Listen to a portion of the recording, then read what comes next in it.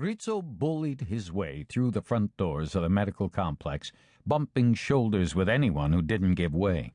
The other two men accelerated their pace to stay with him. Then they entered the dilapidated lobby that was only marginally cooler than the broiling outdoors. Rizzo spotted a front desk that served as a registry and information booth. A middle-aged man in traditional Arab clothing looked up and greeted him politely. "Alan wa salan." "Alan Peak," Rizzo answered sharply. He was having none of the politeness. "La ilaha illa Allah," said the man. "I'm here to see a Dr. Badawi," Rizzo said, "your medical examiner." "For what purpose?" the man asked. Rizzo looked as if he were about to explode. What did it matter to this fool why he was here? All that mattered was that he was there. Amjad, the Cairo policeman, interposed himself. "We're here to view a body," he said in Arabic. "View or identify?" the man asked. Rizzo seethed. "Is there a bloody difference?"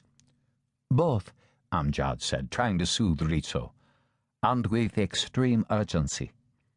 The Cairo detective flashed an array of police identifications. At first, the Cairo police IDs flustered the man at the desk, but quickly they accelerated everything. The clerk wrote out a pass, room 107, and indicated the direction. Rizzo snatched the pass from the clerk's hand.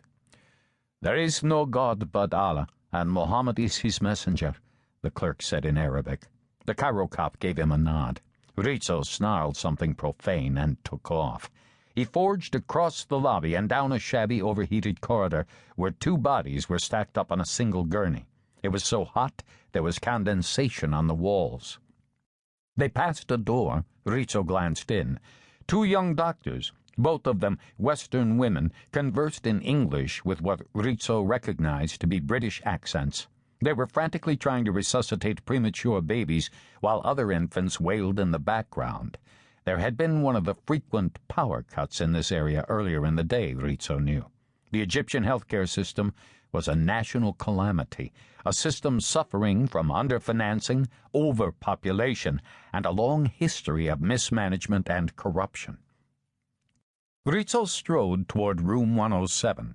He had been in morgues in the Middle East before, and they were all awful, much worse than the ones in Europe.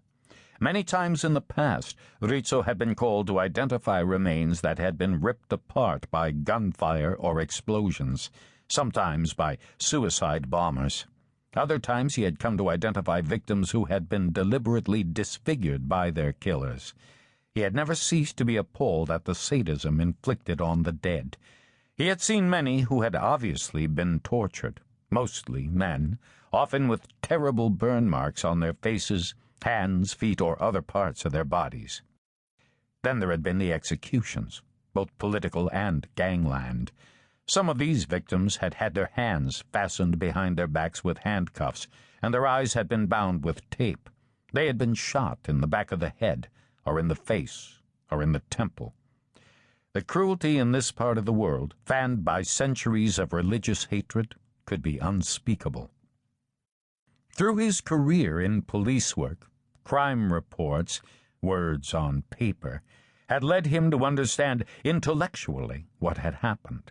But visits to morgues were the images that haunted him, that sometimes caused him to bolt upright at night from sleep, howling.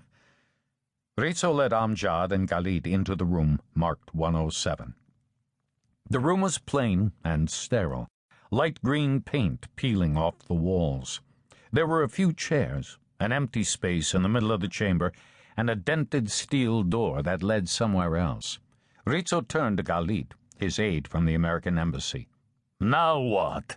Rizzo snarled. "We wait for the body," Khalid said, indicating the steel door. "For how long?" "Until it arrives," said Khalid. "In this part of the world, Signor Rizzo," Colonel Amjad began, "we must observe—" "Go to hell!" Rizzo snapped. His eyes found Amjad's gaze trying to penetrate his. He returned the gaze with a glare filled with dislike, bordering on hatred.